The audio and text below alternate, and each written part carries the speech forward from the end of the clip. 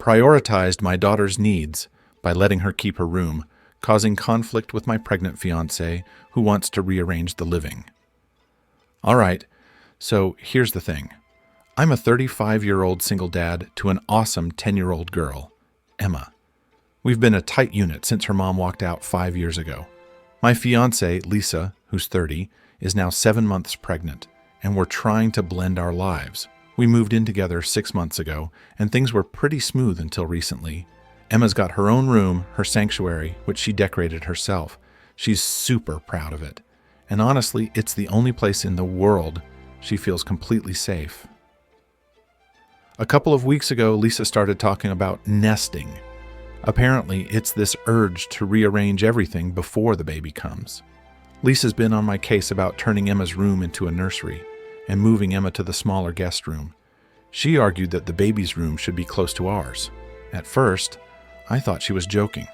I mean, who the hell kicks their kid out of their room for a baby who's not even born yet? But nope, she was dead serious. So, last Friday night, we had the big talk. We sat Emma down and tried to gently bring up the idea. She looked at us with those big brown eyes and started tearing up. She didn't yell or scream. She just said, "But Daddy, where will my posters go? And my books?" It was like a punch in the gut. I couldn't bear to see her like that. I told her not to worry and that she wouldn't have to move if she didn't want to. Lisa lost it. She started yelling, saying I wasn't considering her feelings or the baby's needs. It was a full-blown argument, right in front of Emma. Not my finest moment as a parent or fiancé. The next morning, Lisa was still pissed. She barely spoke to me all weekend. Emma, on the other hand, was extra clingy, probably worried I might change my mind. I felt stuck. I love Lisa, and I'm excited about our baby, but Emma's been through so much already. She's finally settled and happy. I couldn't just rip that away from her. Lisa accused me of being selfish, saying I was putting Emma before our new family. I couldn't believe it. Isn't Emma part of that family too? So here we are now, at a standstill. I told Lisa we need to find a compromise, but she insists there's no other option. I suggested we convert the guest room into the nursery, but she refuses. It's causing a rift between us, and I'm honestly scared of what this means for our future.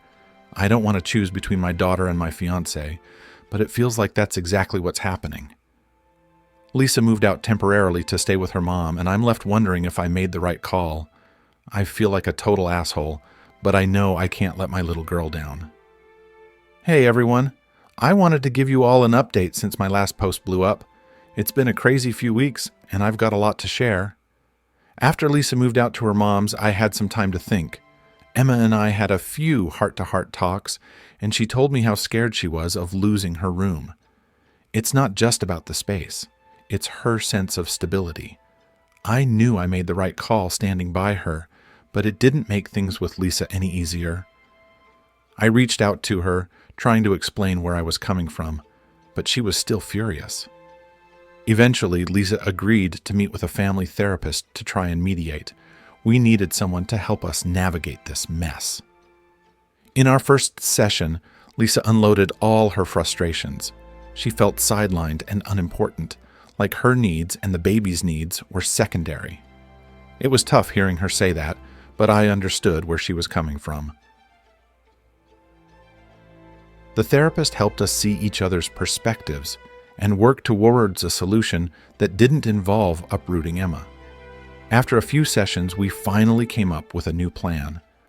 We decided to turn the guest room into a temporary nursery and convert the home office into a proper room for the baby. It meant some sacrifices for both of us, Lisa giving up her perfect nursery vision and me losing my office space. But it was a compromise we could both live with.